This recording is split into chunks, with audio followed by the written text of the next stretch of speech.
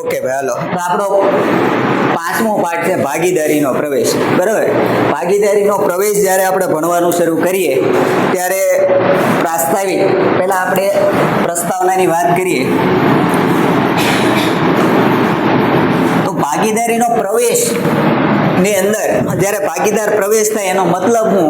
તો કે ભાઈ પહેલા માનો કે બે ભાગીદાર હતા, એની જગ્યાએ હવે એમાં એક નવો ભાગીદાર ઉમેરાય તો ત્રણ ભાગીદાર થયા, એટલે કે એક નવો ભાગીદાર જે છે એનો શું થયો? પ્રવેશ થયો કહેવાય. બરાબર, આ પ્રવેશ જે છે એ થાય એટલે શું થાય? તો કે ભાઈ ભાગીદારનો પ્રવેશ થાય એટલે ભાગીદારીનું પુનર્ગઠન થાય. શું થાય? પુનર્ગઠન થાય. પુનર્ગઠન એટલે કે નવી રચના થાય. નવી રચના મતલબ કે જે જૂના ભાગીદારો હતા, બરાબર, એ ભાગીદારો જે કાંઈ નફો મેળવતા હતા, માનો કે ભાઈ એ અને બી નામના બે ભાગીદારો હતા જે 1:1 પ્રમાણમાં નફો નુકસાન વહેંચતા હતા, એની જગ્યાએ હવે નવો ભાગીદાર આવશે, સી નામનો નવો ભાગીદાર પ્રવેશ કરે તો હવે આને જે 1:1 પ્રમાણમાં ભાગ મળતો હતો એ હવે મળશે નહીં. એ નવો ભાગીદાર જે છે સી એને આના પોતાના ભાગમાંથી નવો ભાગ આપશે. તો આ નવો ભાગીદાર સી આવે એને આ એ અને બી પોતાના ભાગમાંથી જે છે એ નફો આપશે. પોતાના ભાગમાંથી જ નફો આપશે ને, જે મળતો હતો. માનો પેલા બેને 1:1 પ્રમાણમાં જે કઈ માનો 10,000 મળતા હતા તો એ આ 10,000 માંથી પોતાનો ભાગ હવે કોને આપશે? સી ને આપશે. પણ આવું શા માટે? હું કામ સી ને ભાગ આપે ભાઈ? 10 આવતા હતા તો વધારે પૈસા આવતા હોય બધાને સારું લાગે કે ન લાગે ભાઈ? તો હવે આ ભાગ જે છે એ સી ને આપે શા માટે? તો એને કહીએ આપણે કારણો. કહીએ કે ભાઈ ભાગીદારી જે છે એમાં નવા ભાગીદારનો પ્રવેશ શું કામ થાય, શા માટે થાય? તો ભાઈ એના માટે ઘણા બધા કારણો હોય. એક તો સૌથી અગત્યનું પહેલું કારણ કહીએ આપણે તો મૂડીની જરૂરિયાત. શું હોય? મૂડીની જરૂરિયાત. કે ભાઈ કોઈ ભાગીદાર જે છે, કોઈ ભાગીદારી પેઢી હાલે છે, એ ભાગીદારી પેઢીમાં કોઈ નવા પ્રોજેક્ટ માટે કે કાંઈ વધારાનું કામ કરવા માટે અથવા તો પેઢીનો વિસ્તાર કરવા માટે, એનું વિસ્તરણ કરવા માટે પેઢીને જે છે શેની જરૂર છે? મૂડીની જરૂર છે. તો આ બે જે ભાગીદારો હતા, એ અને બી નામના બે ભાગીદારો હતા, એ હવે વધારે મૂડીનું રોકાણ કરી શકે તેમ નથી. બરોબર, એની લિમિટ પૂરી થઈ ગઈ. ભાઈ હવે વધારે મૂડીનું રોકાણ કરી શકે તેમ નથી, અને કદાચ કરી શકે એમ હોય તો એ બે કરવા નથી ઈચ્છતા કે ભાઈ આપણે એટલું જોખમ લીધું છે, એટલું રોકાણ કર્યું છે, એ ઇનફ છે, હવે વધારાનું આપણે મૂડી રોકાણ કરવું નથી. તો એટલા માટે થઈ અને શું કરશે કે ભાઈ એક નવો ભાગીદાર આપણે લઈ આવીએ. એ નવો ભાગીદાર જે છે એ આપણે જે મૂડી જોઈએ છે આપણા માટે લેતો આવશે. કોઈ નવા ભાગીદારને આપણે નફામાં ભાગ, જો નવા ભાગીદારને આપણે નફામાં ભાગ આપીએ તો પછી એને મૂડી પણ લાવવી પડે કે ન લાવવી પડે? જ્યારે કોઈ નવો ભાગીદાર પ્રવેશ કરે ત્યારે અહીંયા યાદ રાખજો, બે વસ્તુ લાવે. નવો ભાગીદાર પ્રવેશ કરે ને ત્યારે બે વસ્તુ લાવે. કઈ કઈ બે વસ્તુ લાવે? એક લાવે મૂડી અને એક લાવે પાઘડી. આ બે વસ્તુ લાવે. એક મૂડી લાવે અને બીજું પાઘડી લાવે. કોઈ કહેશે મને મૂડી શા માટે લાવે અને પાઘડી શા માટે લાવે? ખબર છે કોઈને? તો કે ભાઈ પેઢી પાસેથી પહેલેથી જે મિલકતો રહેલી છે, પહેલેથી જે શું રહેલું છે? મિલકત રહેલી છે. પેઢી હાલે જ છે, તો નવી પેઢી આવી નથી, નવી પેઢી બનતી નથી. પેઢી પહેલેથી શરૂ જ હતી, તો એ પેઢી પાસે મિલકતો હશે કે નહીં હોય? એની પાસે ઘણી મિલકતો હશે, જમીન હશે, મકાન હશે, યંત્રો હશે, બરાબર, આવી ઘણી બધી મિલકતો હશે. તો હવે નવો ભાગીદાર એટલે કે આ સી નામનો વ્યક્તિ પ્રવેશ કરે છે તો આ મિલકતોમાં એનો પણ ભાગ કહેવાય કે ન કહેવાય? હવે એ સી ભાગીદાર થઈ ગયો તો પેઢીની જે પહેલેથી મકાન, યંત્રો ની બધું હતું એ બધી મિલકતોમાં એને ભાગ મળશે કે નહીં મળે? તો આને ભાગ મળે છે એટલા માટે એને શું કરવું પડે? મૂડી લાવવી પડે.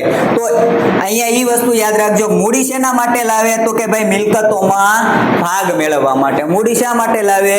મિલકતોમાં ભાગ મેળવવા માટે. તો પાઘડી શેના માટે લાવે? પાઘડી શેના માટે લાવે? ભાઈ પાઘડી લાવશે નફામાં ભાગ મેળવવા માટે. શા માટે? નફામાં ભાગ મેળવવા માટે.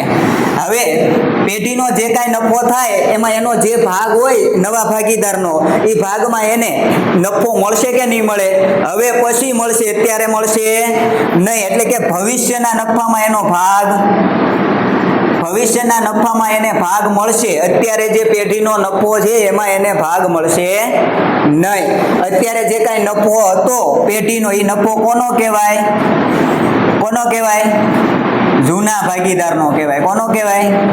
જૂના ભાગીદારનો. અત્યાર સુધી પેઢીએ જે કાંઈ નફો કરેલો હતો, જે કાંઈ અનામતો એની પાસે રહેલી હતી, આ બધું જે છે એ કોનું કહેવાય? જૂના ભાગીદારનું કહેવાય. એમાં નવા ભાગીદારને ભાગ મળે નહીં. પણ હવે પછી જે છે, જે કાંઈ નફો ભવિષ્યમાં થશે એમાં એને ભાગ મળશે ને. એ માટે એ શું લાવશે? પાઘડી. એ પાઘડી જે લાવે એને શું કહેવાય ભાઈ? પાઘડીનું પ્રીમિયમ કહેવાય. પાઘડીનું પ્રીમિયમ કહેવાય. હવે આ પાઘડીનું પ્રીમિયમ નવો બે વસ્તુ લાવ્યો. કોણ? નવો ભાગીદાર. કઈ કઈ બે વસ્તુ લાવ્યો? એક મૂડી લાવ્યો અને બીજું પાઘડી લાવ્યો. હું કામ લાવ્યો એ ખબર પડી ગઈ? કારણ કે એને મિલકતમાં ભાગ મળે એટલા માટે મૂડી લાવ્યો. અને બીજું પાઘડી શા માટે લાવ્યો? તો કે ભાઈ નફામાં ભાગ મેળવવા માટે થઈને શું લાવ્યો? પાઘડી લાવ્યો. હવે આ જે લાવ્યો છે મૂડી અને પાઘડી, આની અસર શું થશે? તો કે ભાઈ નવો ભાગીદાર લાવ્યો છે મૂડી ને પાઘડી, એનું કરવાનું શું? કોઈ કહેશે મને આનું શું કરવાનું એમ? ઓકે ભાઈ, પાઘડી જે છે એ જૂના ભાગીદારોમાં વેચી દેવાનું. પાઘડી જે કાંઈ લાવે નવો ભાગીદાર, જે પાઘડી લાવે કોને વેચી દેવાની? જૂના ભાગીદારો. કયા પ્રમાણમાં? કયા પ્રમાણમાં? જૂના પ્રમાણમાં, નવા પ્રમાણમાં, નફા નુકસાનના પ્રમાણમાં, ત્યાગના પ્રમાણમાં? ત્યાગના પ્રમાણમાં. કયા પ્રમાણમાં આપવાનું? ત્યાગના પ્રમાણમાં. ભાઈ આ જે બે ભાગીદારો હતા એ પોતાનો ભાગ આપે છે નફામાંથી, તો એને જે પાઘડી લાવ્યો છે, પાઘડીની જે રકમ લાવ્યો છે એ પણ કોની થશે? જૂના ભાગીદારોની થશે. પણ કયા પ્રમાણમાં? ત્યાગના પ્રમાણમાં. જેટલો ત્યાગ કરે એટલી પાઘડી મળે. બીજી વસ્તુ મૂડી. તો મૂડીનું શું કરશું ભાઈ? તો કે મૂડી પેટે એ જે કાંઈ લાવ્યો હોય, મૂડી પેટે ખાલી નાણાં હોય એવું જરૂરી નથી. મૂડી પેટે એ મિલકત પણ લાવ્યો હોય, બરોબર? કોઈ પણ વસ્તુ લાવી શકે અવેજ સ્વરૂપે. તો આ મૂડી જે છે એ જે લાવ્યો છે એનું શું થશે ભાઈ? તો એ નવા ભાગીદારના મૂડી ખાતે જમા કરી દેવામાં આવશે, બરોબર? આટલી વાત સમજાણી. આપણે શું ભણતા હતા ભાઈ? કારણ. કયું? પહેલું કારણ શું કે ભાઈ મૂડીની જરૂરિયાત હોય કોને? પેઢીને. તો એ જે છે એ શું કરે? નવા ભાગીદારને પ્રવેશ આપે. બીજું કારણ તો કે ભાઈ સંચાલકીય શક્તિ. બીજું કારણ આપણે જોઈએ કે સંચાલકીય શક્તિમાં વધારો કરવા માંગે. કે ભાઈ જે સંચાલકો છે, ભાગીદારીમાં બે ભાગીદારો છે એ અને બી, પણ એનાથી પેઢીનું સંચાલન વ્યવસ્થિત રીતે થતું નથી, બરાબર? સંચાલન કરવામાં એને કાંઈ પ્રશ્નો, મૂંઝવણો આવે છે, અથવા તો જેવું જોઈએ છે એવું સંચાલન કે પેઢીનો વિકાસ કરી શકતા નથી. તો એ શું કરશે?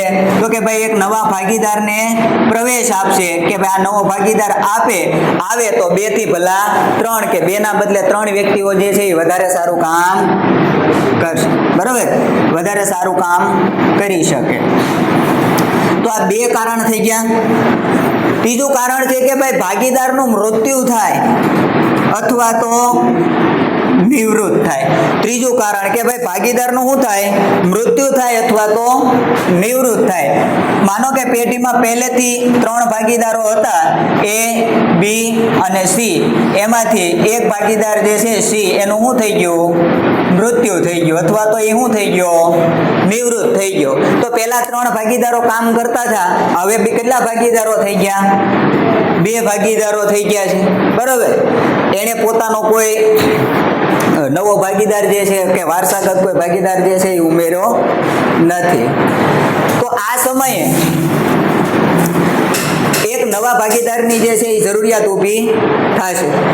આ નવા ભાગીદાર સ્વરૂપે જે છે એ કોઈ નવા ભાગીદારને પ્રવેશ આપી શકાય. આ બે કારણ થયા.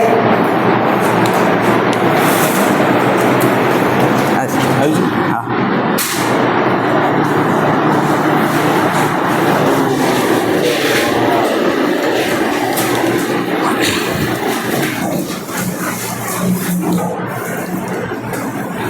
ઓકે ભાઈ. તો ત્રીજું કારણ આપણું છે કે મૃત્યુ થાય અથવા તો નિવૃત્ત થાય. કે ભાઈ પેલા બે ભાગીદારો હતા A અને B, એમાં C નામનો જે ભાગીદાર છે એનું શું થઈ ગયું? મૃત્યુ થઈ ગયું અથવા તો એ શું થઈ ગયો? નિવૃત્ત થઈ ગયો. તો પેલા ત્રણ ભાગીદારો કામ કરતા હતા ને હવે કેટલા ભાગીદારો વધ્યા? 2. તો 2 થી વ્યવસ્થિત કામ થશે નહીં. તો એ સમયે જે છે એ પેઢી શું કરશે? તો કે ભાઈ નવા ભાગીદારને જે છે એ શું કરશે? પ્રવેશ આપશે. ત્યાર પછી ચોથું કારણ આપણે જોઈએ તો ચોથું કારણ એવું હોય કે ભાઈ કોઈ કુશળ કર્મચારી છે, બરોબર, એની આવડતનો લાભ લેવા માટે થઈ અને એને ભાગીદાર તરીકે પ્રવેશ આપી દે. માનો કે કોઈ પેઢી છે, ભાગીદારી પેઢી છે, એમાં એક કર્મચારી જે છે ખૂબ સારી રીતે નિષ્ઠાપૂર્વક જે છે એ કામ કરે છે, એની અંદર ખૂબ સારી આવડતો રહેલી છે, બરોબર, પણ એવો ડર હોય ક્યાંક ને ક્યાંક ભાઈ કર્મચારી છે તો એ ગમે ત્યારે છૂટો થઈ શકે. તો પેઢી જે છે આવો કુશળ કર્મચારીને જોડવા ન માંગતી હોય કે ભાઈ આ કર્મચારીને જવા દેવા ન માંગતી હોય તો એ શું કરશે? તો કે ભાઈ એને ભાગીદાર બનાવી દેશે. હવે ભાગીદાર બની ગયો એટલે એ પેઢી છોડીને જવાનો નથી. તો એનો જે ડર હતો કર્મચારીની આવડતનો લાભ લેવા માટે જે કંપની માંગતી હતી એ લાભ, અહીંયા બે કારણો આપણે આપી શકીએ. પહેલું કારણ એ આપી શકીએ કે ભાઈ ભાગીદાર જવાની જે આપણને ડર હતો એ દૂર થઈ જાય. અને બીજું કારણ આપણે એ પણ આપી શકીએ કે ભાગીદાર જે છે એ પહેલા શું હતો? કર્મચારી હતો. અને હવે કર્મચારી હતો ત્યારે એ સારું કામ કરતો હતો, પણ હવે એ શું બની ગયો છે? ભાગીદાર બન્યો. તો એક પ્રકારે એનું શું થયું કહેવાય? પ્રમોશન થયું કહેવાય કે ન કહેવાય ભાઈ? તો એના કારણે જે છે એ હવે વધારે સારું કામ આપણને આપશે કે નહીં આપે? તો આમ એની કુશળતાનો લાભ આપણે લઈ શકીએ. ત્યાર પછી હજી એક છેલ્લો મુદ્દો છે કે ભાઈ જોખમની વહેંચણી કરવા માટે. આ મુદ્દો મેં તમને પહેલા પણ સમજાવ્યો કે ભાઈ માનો કે A અને B નામના બે ભાગીદારો છે. હવે કોઈ પણ ધંધો હોય, ધંધામાં શું રહેલું હોય? જોખમ હોય કે ન હોય ભાઈ? કારણ કે અનિશ્ચિતતાઓ ઘણી બધી છે. આંતરિક પરિબળો અને બાહ્ય પરિબળો બધું આને શું કરતું હોય? અસર કરતું હોય ધંધાને. તો એની અંદર જોખમ રહેલું હોય કે ભાઈ ધંધો જે છે એમાં નુકસાન જઈ શકે. તો આ ભાગીદારો જે છે એવું ઈચ્છે કે ભાઈ આપણને જે છે જેટલું નુકસાન થાય એના કરતાં ઓછું નુકસાન થાય એટલા માટે આપણે શું કરીએ? તો કે એક નવો ભાગીદાર જે છે એ ઉમેરી દઈએ, જેથી આપણું જોખમ જે છે એ કેવું થઈ જાય? ઓછું થઈ જાય. તો આવા 5 કારણોસર જે છે એ નવા ભાગીદારને પ્રવેશ આપવામાં આવે. કયા? એક મૂડીની જરૂરિયાત હોય કે ભાઈ પેઢીને મૂડીની જરૂરિયાત છે, સંચાલકો જે ભાગીદારો છે એ વધારે મૂડી રોકવા માંગતા નથી અથવા તો એની પાસે વધારે મૂડી છે નહીં, તો એ સમયે એક નવા ભાગીદારને લઈ આવે તો મૂડી આવી જાય. ત્યાર પછી બીજું કારણ જે છે એ સંચાલકીય શક્તિમાં વધારો કરવા માંગતા હોય કે પેઢી જે છે એનું વિસ્તરણ કરવા માંગતા હોય અને એમાં એક વધારે સંચાલકની જરૂર હોય તો આ સંચાલકીય શક્તિ વધારવા માટે થઈ એક નવા ભાગીદારને પ્રવેશ આપે. ત્યાર પછી ત્રીજું કારણ કે એનું મૃત્યુ અથવા તો શું થાય? નિવૃત્ત થાય. 3 ભાગીદારો હતા એમાંથી એક ભાગીદાર નિવૃત્ત થઈ ગયો તો હવે જે છે એક નવા ભાગીદારને પ્રવેશ આપવો પડશે. ત્યાર પછી કોઈ કુશળ કર્મચારી હોય, પેઢીમાં કામ કરતો હોય, એને પેઢી ટકાવી રાખવા માંગતી હોય, એવા સમયે જે છે એને શું કરે? ભાગીદાર તરીકે પ્રવેશ આપે. અને છેલ્લું 5મું કારણ કે જોખમની શું કરવાની હોય? વહેંચણી કરવાની હોય. તો આ કારણો થઈ ગયા કે ભાઈ આવા કારણોસર જે છે એ નવા ભાગીદારને શું કરવામાં આવે? પ્રવેશ આપવામાં આવે. હવે ભાગીદારને પ્રવેશ આપ્યા પછી ભાગીદારને પ્રવેશ આપશું આપણે તો કઈ અસરો થાય? એમાં અસર તો થશે કે નહીં થાય? થાય કે ન થાય ભાઈ? પેલા 2 ભાગીદારો હતા, હવે એની જગ્યાએ 3 ભાગીદારો થઈ ગયા તો પેઢીમાં કઈ ફેર પડશે કે નહીં પડે? પડશે. તો એને શું કહેવાય ભાઈ? અસર કહેવાય. કહેવાય. જો ભાઈ આ બધા પોઈન્ટ ટુ પોઈન્ટ વસ્તુ છે, ખાલી ટોપિક યાદ રાખો એટલે થિયરી કોઈ પણ ગોખવાની જરૂર નથી પડતી. આપણે સીધું સમજીએ કે ભાઈ પહેલા બે ભાગીદારો હતા, એ અને બી નામના બે ભાગીદારો હતા, અને હવે એક સી નામનો ભાગીદાર આવ્યો, તો આના કારણે આપણને શું થતું જોવા મળે? અસરો થતી જોવા મળે. કઈ કઈ અસર થાય? બરોબર, અસરો કઈ કઈ થાય એની વાત કરીએ તો પહેલી અસર થાય કે ભાઈ નવી જૂની ભાગીદારી જે છે એનો શું આવે? અંત આવે. અને નવી ભાગીદારી જે છે એ શું આવે? અસ્તિત્વમાં આવે. સીધી વાત છે, આપણને સમજાયું. જો અહીંયા એવું નથી રાખવું ભાઈ, અહીંયા આખી બાબત તમે ડિટેલમાં સમજો કે ભાઈ ભાગીદારીનો અંત આવે છે એટલે કે એ અને બી નામના જે ભાગીદારો હતા એની જે ભાગીદારી પેઢી હતી એ ભાગીદારી પેઢી બંધ થયા સમાન ગણી લઈએ આપણે, કે એની વચ્ચે પેલા જે પ્રમાણો હતા 1:1 પ્રમાણમાં નફો નુકસાન વહેંચતા કે એની જે કાંઈ મૂડી હતી, જે કાંઈ વસ્તુ હતી બધું પહેલા જેવું રહેશે નહીં. ભાગીદારી કરારનામું જે છે ભારતીય કંપની ધારા એક્ટ 1932 જે છે ભાગીદારી કરારનામા એક છે, બરોબર, 1932 માં આવેલો છે. એની કલમ નંબર 31 જે છે એ આપણે અહીંયા પહેલા યાદ રાખશું કે કલમ નંબર 31 આપણને શું કહે ભાઈ? તો એની કલમ નંબર 31 એવી કે ભાઈ ભાગીદારો જે છે એ બધા ભાગીદારો, અહીંયા એ બી બે ભાગીદારો છે, બધા ભાગીદારો જો સંમત હોય તો જ નવા ભાગીદારને પ્રવેશ આપી શકાય, નકર પ્રવેશ આપી શકાય નહીં. બરોબર, તો હવે પ્રવેશ આપ્યા પછી જૂની ભાગીદારીનો અંત આવશે એટલે કે ભાગીદારોનું જે કરારનામું હતું, ભાગીદારી પેઢીમાં શું આવે? કરારનામું આવે. શું આવે? કરારનામું. કરારનામું એટલે એની અંદર બધી બાબતો લખેલી હોય કે ભાગીદારો જે છે એ દરેક પ્રશ્ન જે છે એને કેમ સોલ્વ કરશે, કઈ પ્રમાણમાં નફો વહેંચશે, ભાગીદાર ઉપાડ લઈ જાય તો વ્યાજ ગણવાનું, ભાગીદારના મૂડી ઉપર શું વ્યાજ ગણવાનું, પેઢી બંધ કરવાની થાય તો શું કરવાનું. ટૂંકમાં બધા એની અંદર શું લખેલા હોય? નિયમો લખેલા હોય. શું લખેલા હોય? નિયમો, કરાર જેને કહેવાય. તો આ કરારનામું જે પહેલા હતું એ કરારનામાનો શું આવશે? અંત આવશે. ને હવે નવું કરારનામું જે છે એ બનાવવામાં આવશે. તો પહેલી અસર શું થઈ? જૂની ભાગીદારીનો અંત અને નવી ભાગીદારી પેઢી જે છે એ શું આવશે? અસ્તિત્વમાં આવશે. ત્યાર પછી બીજી અસર એવી થશે કે જે જૂના ભાગીદારો હતા, જે હતા આ બધી બાબતો આપણે જાણીએ છીએ પણ આપણને ખબર નથી આપણે શું લખવાનું છે, બરોબર. જૂના ભાગીદારો જે હતા એના નફામાં ભાગ ઘટશે કે નહીં ઘટે? જૂના ભાગીદારોના નફામાં ઘટાડો થશે. આ અસર એક થાય કે ન થાય? બરોબર, અસર થાય કે ન થાય? જૂના ભાગીદારોના નફામાં ઘટાડો થાય. હવે પહેલા એ અને બી નામના બે જ ભાગીદારો હતા કે જે નફો વહેંચતા હતા, તો પેઢીનો નફો માનો કે 20,000 થયો હોય, સરખા પ્રમાણમાં વહેંચતા હોય તો બેયને કેટલા મળે? 10,000. પણ હવે નવો ભાગીદાર આવ્યો છે સી નામનો, તો હવે ખરેખર આ બેયને એટલો નફો મળશે નહીં, મળે ને. તો એના નફામાં શું થયું? ઘટાડો થયો. તો આ અસર એક આપણને થતી જોવા મળે છે. આ વાત મેં તમને સમજાવી કે જૂનો ભાગીદાર જે છે એના નફામાં ઘટાડો થાય છે, એ પોતાના નફાનો શું કરે છે? એક અમુક ભાગનો ત્યાગ કરે છે. શું કરે છે? ત્યાગ કરે છે. કોની બાજુ ત્યાગ કરે છે? એ નવા ભાગીદારના બાજુ, બરોબર. એના બદલામાં જૂના ભાગીદારોને શું મળે છે?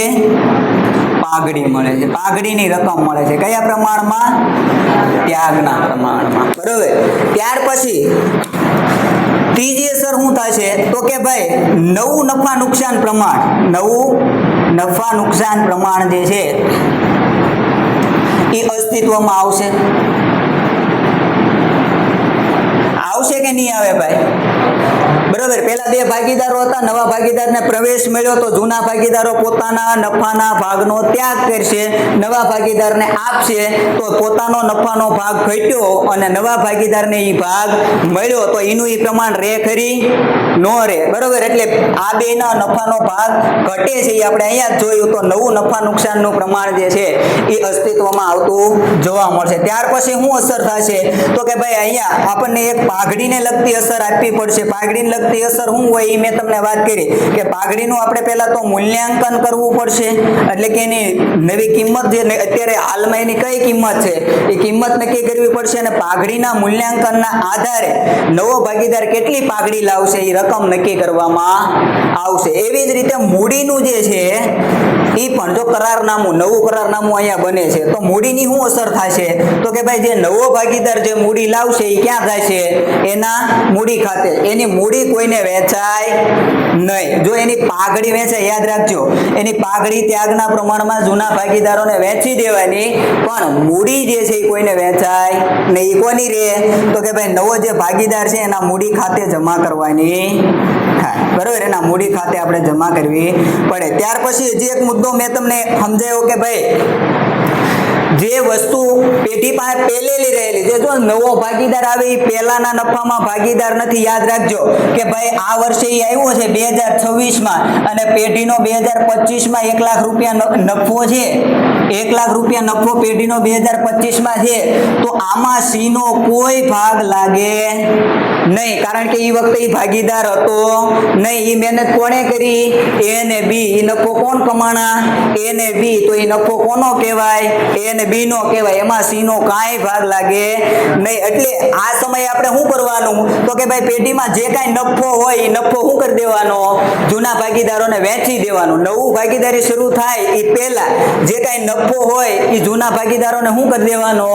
વેચી દેવાનો. કયા પ્રમાણમાં વેચવાનો? જૂના પ્રમાણમાં. યાદ રાખજો, કયા પ્રમાણમાં વેચવાનો? જૂના પ્રમાણ. ખાલી પાઘડી જે છે એ ત્યાગના પ્રમાણમાં વેચવાની. યાદ રાખજો. હવે જૂના ભાગીદારનો નફો આપણે વેચવાનો છે. નફો માટે તો આપણને નફા નુકસાન પ્રમાણ આપ્યું જ છે ભાઈ જૂનું, તો નફો કયા પ્રમાણમાં વેચાય? જૂના પ્રમાણમાં વેચાય. ત્યાર પછી જે અનામતો હોય, કઈ? માનો કે સામાન્ય અનામત છે, ત્યાર પછી ગાલખાત અનામત છે. ટૂંકમાં પેઢીએ જે કાંઈ અનામતો રાખી છે એ બધી અનામતો પણ શું કરી દેવાની? જૂના ભાગીદારોને જૂના પ્રમાણમાં વેચી દેવાની. ત્યાર પછી 7મી અસર એવી થશે, જો આ એક યાદ રાખજો, નફો સામાન્ય અનામતી ભાગીદારને જૂના પ્રમાણમાં વેચી દેવાનું. અને ત્યાર પછી જે છે એક આપણે મિલકતોનું પુનઃ મૂલ્યાંકન કરવું પડશે. મિલકતોનું શું થશે ભાઈ? પુનઃ મૂલ્યાંકન. હવે અહીંયા મિલકતોનું પુનઃ મૂલ્યાંકન શા માટે કરવું પડે? હવે નવા ભાગીદારને આપણે પ્રવેશ આપીએ છીએ, આ સમયે આપણે મિલકતોનું પુનઃ મૂલ્યાંકન શા માટે કરવું પડે? કોઈને ખબર છે? આપણે કરીએ જ છીએ, બરોબર. પુનઃ મૂલ્યાંકન એટલે કે નવી કિંમત આંકીએ કે ભાઈ જમીનમાં એટલો ઘટાડો થયો, મકાનમાં એટલો વધારો થયો, આવું આપણે પુનઃ મૂલ્યાંકન કરી અને ક્યાં લઈ જઈએ છીએ? પુનઃ મૂલ્યાંકન ખાતે લઈ જાય છે, બરોબર.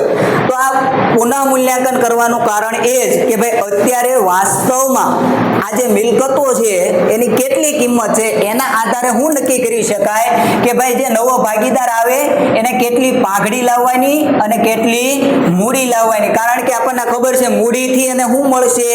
મિલકતોમાં ભાગ, અને પાઘડીથી શું મળશે? નફામાં ભાગ, બરોબર. મૂડીથી એને મિલકતમાં ભાગ મળશે અને પાઘડીથી એને શેમાં ભાગ મળશે? નફામાં. તો આને મિલકતમાં સીધો ભાગ મળે છે, તો હવે એને કેટલી મૂડી લાવવાની એ નક્કી કરવા માટે થઈને આપણે મિલકતોનું શું કરવું પડે? પુનઃ મૂલ્યાંકન. ને મિલકતોનું પુનઃ મૂલ્યાંકન કર્યા પછી એને પુનઃ મૂલ્યાંકન ખાતે લઈ જાય અને એની જે કાંઈ અસર થતી હોય, એમાં ખોટ આવતી હોય તો પણ એ કોની? જૂના ભાગીદારોની. એમાં નફો થાય તો પણ કોનો? જૂના ભાગીદારનો, બરોબર. ટૂંકમાં આટલી વસ્તુ, નફો, સામાન્ય અનામત, મિલકતોનું જે કાંઈ અસર થાય, નફો કે નુકસાન, આ બધું જૂના ભાગીદારોને જૂના પ્રમાણમાં વેચી દેવાનું. તો આટલી જે છે એ આપણને શું થતી જોવા મળે? અસરો થતી જોવા મળે. હવે આ બધી અસરો જોયા પછી આપણને એક વસ્તુ ખ્યાલ આવે કે અહીંયા આ બધી અસરો આપવા માટે મુખ્ય 2 ગણતરીઓ આપણે કરવી પડે. કઈ કઈ ગણતરી કરવી પડે? એક કરવી પડે કે ભાઈ નફા નુકસાન જે છે એનું નવું પ્રમાણ આપણે શોધવું પડે. અને બીજું આપણે એક શું જરૂર પડે તો કે ભાઈ એક આપણે ત્યાગનું પ્રમાણ શોધવું પડે, બરોબર. કારણ કે જો અહીંયા આપણે પાઘડી વહેંચવા માટે કોની જરૂર પડશે?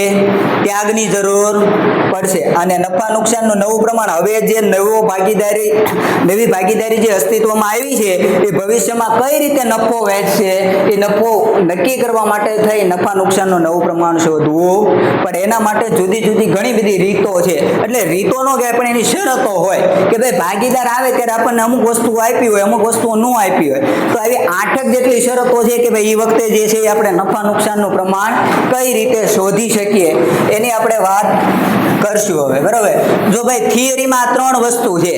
પેલા એની પ્રાસ્તાવિક વાત કે ભાઈ પુનર્ગઠન. તો પુનર્ગઠન કોને કહેવાય? તો કે ભાઈ જે નવી રચના થાય, નવી ભાગીદારી અસ્તિત્વમાં આવે એને પુનર્ગઠન કહેવાય. ત્યાર પછી આપણે વાત કરી કે ભાઈ આ પુનર્ગઠન કરવાનું કારણ શું, કયા કયા કારણો હોય? તો આપણે 5 કારણો જોયા. કયા કયા કારણો હતા? 5 કે ભાઈ પહેલું કે મૂડીની જરૂરિયાત હોય, બીજું શું હતું? સંચાલકીય શક્તિની જરૂર હોય, ત્રીજું કે ભાઈ ભાગીદારનો પ્રવેશ થાય અથવા તો મૃત્યુ થાય, ત્યાર પછી ચોથું કે ભાઈ જે કાર્યક્ષમ કુશળ કર્મચારી છે એને ભાગીદાર તરીકે આપણે ટકાવી રાખવો હોય, એને આપણે કાયમી પેઢીમાં ટકાવી રાખવો હોય, અને છેલ્લું જોખમની વહેંચણી કરવા માટે. ત્યાર પછી એની કેવી કેવી અસરો થાય એ અસરોની આપણે વાત કરી કે ભાઈ આવા સંજોગોમાં આવી અસર થાય. મોટે ભાગે તો 2 વસ્તુ અહીંયા મહત્વની છે કે ભાઈ નવો ભાગીદાર આવે એટલે જૂના ભાગીદારનો ભાગ ઘટે, અને નવો ભાગીદાર આવે એટલે સીધું એને શું મળે કે ભાઈ પેઢીની મિલકતમાંય ભાગ મળે અને પેઢીના નફામાં પણ ભાગ મળે. તો નફામાંય ભાગ અને મિલકતમાંય ભાગ, બેયમાં સીધો ભાગ મળે એના માટે એને શું કરવું પડે? તો કે ભાઈ 2 વસ્તુ લાવવી પડે. કઈ? એક મૂડી લાવવી પડે ને એક પાઘડી લાવવી પડે. આમનામ સીધો લાભ એને મળે નહીં. મિલકતમાં ભાગ મેળવવા માટે થઈને મૂડી લાવવાની અને નફામાં ભાગ મેળવવા માટે થઈને પાઘડી લાવવાની. પણ આ બધું નવી ભાગીદારી શરૂ કરતા પહેલા આપણે જૂનું તો બધું પૂરું કરવું પડે કે ન કરવું પડે? બરાબર. જૂનું જે કાંઈ આપણું હતું, જે નફો હતો, આપણી જે કાંઈ અનામતો હતી એ તો બધું આપણે પૂરું કરીને પછી નવેસરથી શરૂ કરશું ને. કારણ કે આપણા જે જૂના નફાના બધું આપણે મહેનત કરેલું એ તો આપણે નવા ભાગીદારને નહીં આપી દઈએ. એટલા માટે પહેલા આપણે શું કરશું? તો કે ભાઈ જે જૂનો નફો હોય એ જૂના પ્રમાણમાં વેચી લેશું. કાંઈ અનામતો પડી હોય તો એ પણ આપણે શું કરશું? જૂના પ્રમાણમાં વેચી લેશું. તો હવે આ નફા નુકસાનના નવા પ્રમાણ શોધવા માટેની જે જુદી જુદી શરતો છે કે ભાઈ આવી માહિતી આપણને આપી હોય તો કઈ રીતે પ્રમાણ શોધવું નવું, એની વાત કરીએ તો પહેલી રીત એવી કંઈક છે ભાઈ કે આપણને શું કર્યું હોય કે ભાઈ નવો ભાગીદાર જે છે એ પ્રવેશ કરે એનો આપણને ભાગ આપેલો હોય, પણ જૂના ભાગીદારો કેટલો ત્યાગ કરશે એવું કંઈ આપણને કીધું નથી. આપણને શું કીધું હોય ખાલી કે ભાઈ નવા ભાગીદારનો ભાગ આપણને આપેલો હોય, જૂના ભાગીદારનો ત્યાગ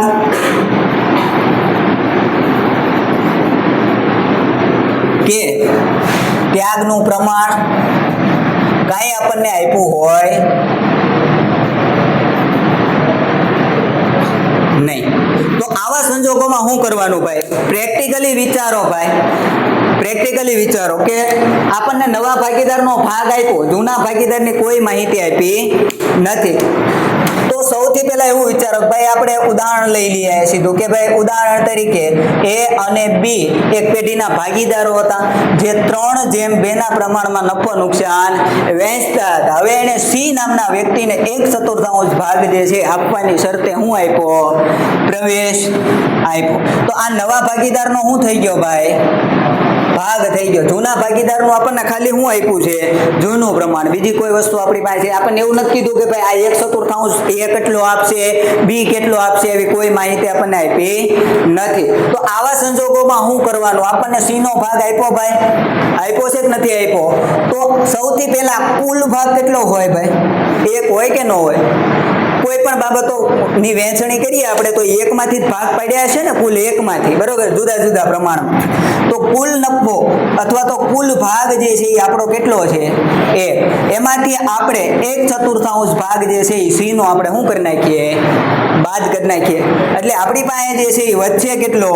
તો કે ભાઈ 3/4 ભાગ. તો આ 3 અને 3/4 ભાગ જે વધ્યો એ કોનો હશે? કોનો હશે? એ અને બી નો હશે ભાઈ. એ અને બી નો હશે કે નહીં હોય? એણે જે આપવાનો હતો સી ને 1/4 ભાગ એ આપી દીધો. હવે વધ્યો છે 3/4 ભાગ. એ કોનો છે? તો કે એ અને બી નો. કોઈ માહિતી આપણને નથી આપી કે એણે કેટલો ત્યાગ કર્યો અને એ કેટલો ત્યાગ કર્યો અને બી એ કેટલો ત્યાગ કર્યો. તો હવે આપણે શું કરશું? તો કે ભાઈ જે એનું જૂનું પ્રમાણ હતું 3:2 ના પ્રમાણમાં, એ જ પ્રમાણમાં એણે શું કર્યો છે? ત્યાગ. એવું માનીને જે છે એ આ ભાગને આપણે વહેંચણી કરી દઈશું કે 3/4 ભાગ છે. આ 3/4 ભાગમાંથી એનો ભાગ કેટલો અને બી નો ભાગ કેટલો? તો એના માટે આપણે શું કરશું કે ભાઈ વધેલો ભાગ એને ગુણ્યા જૂના ભાગીદારીનું પ્રમાણ કેટલું છે? 3/5. બરોબર. 3/4 ભાગ વધેલો છે અને એનો ભાગ કેટલો છે? 3/5. તો 3 તેરી 9 ને 4 પંચા 20. એવી જ રીતે બી જે છે એનો ભાગ કેટલો, કુલ કેટલો ભાગ વધ્યો? 3/4. એમાંથી બી નો હિસ્સો કેટલો? તો કે 2/5.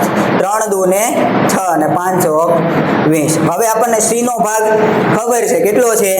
3/4. 3/4 છે. તો હવે આપણે છેદ સરખા કરવા હોય તો અહીંયા કેટલા ગુણવા પડે? 5 ગુણવા પડે. અને વર્ષોથી આપણને બધાને ખબર છે કે નીચે જેટલા ગુણીએ એટલા ઉપર પણ શું કરવા પડે? ગુણવા પડે. તો 5 તેરીને 15 ને 5 ચોક 20. તો આપણને નવું પ્રમાણ મળે 9/6/15.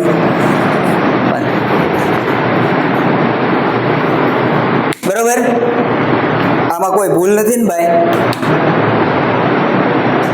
છે? ઓકે, હા, સોરી. બોલો. અહીંયા 1/4 કેટલા હતા? 4. સી નો ભાગ 1/4 એને ગુણ્યા આપણે છેદ સરકાર કરવા માટે નીચે 5 ગુણ્યા તો ઉપર 5 એટલે 5/20 એટલે 9/6/5. બરોબર. આ થઈ ગઈ પહેલી શરત કે ભાઈ આપણને શું આપેલું હોય? નવા ભાગીદારનો ભાગ, જૂના ભાગીદારનો ત્યાગ કે ત્યાગનું પ્રમાણ કોઈ વસ્તુ આપણને આપી હોય નહીં. ખાલી આપણને એક જ વસ્તુ આપી હોય, હું નવા ભાગીદારનો ભાગ. ત્યારે આ રીતથી આપણે ગણતરી કરશું. આપણને શું મળ્યું? નફા નુકસાનનું નવું પ્રમાણ. હવે આના આધારે આપણે ત્યાગનું પ્રમાણ મેળવી શકીએ કે ન મેળવી શકીએ?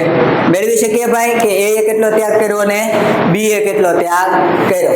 તો ત્યાગ શોધવા માટે આપણને બધાને ખબર છે કે જૂનું પ્રમાણ માઇનસ નવું પ્રમાણ. તો જૂનું પ્રમાણ જે છે એનું આપણે જોઈએ તો કેટલું છે? 3/5 માઇનસ નવું પ્રમાણ એનું કેટલું છે? 9 ને 6 15 ને 5 20. તો 9/20. છેદ સરખા કરવા માટે અહીંયા 4, તો અહીંયા 4 4 તેરી 12. 12 માંથી 9 જાય તો 3 ને 3/20. બી જે છે એનો જૂનો ભાગ કેટલો છે? 2/5 માઇનસ એનો નવો ભાગ કેટલો છે? 6/20. તો અહીંયા પણ છેદ સરખા કરવા માટે ગુણ્યા 4 4 દુ ને 8 માંથી 6 જાય તો 2 અને 5 ચોક 20. તો નવું જે એનું પ્રમાણ છે ત્યાગનું એ કેટલું આવશે? 3/2. એક વસ્તુ યાદ રાખો કે એને ત્યાગ કયા પ્રમાણમાં કર્યો? જૂના પ્રમાણમાં કર્યો ને. આપણે અહીંયા ગણતરી કરી ભાઈ જૂના પ્રમાણમાં એને ત્યાગ કર્યો કે ન કર્યો? તો એનું ત્યાગનું પ્રમાણ પણ કેટલું હોય? જૂના પ્રમાણ જેટલું જ હોય. બરોબર. કારણ કે ત્યાગ એ પ્રમાણમાં જ કર્યો છે એટલા માટે. તો આ પહેલી રીત થઈ ગઈ. હવે બીજી રીત જે છે એવી છે કે ભાઈ એમાં આપણને શું આપ્યું હોય?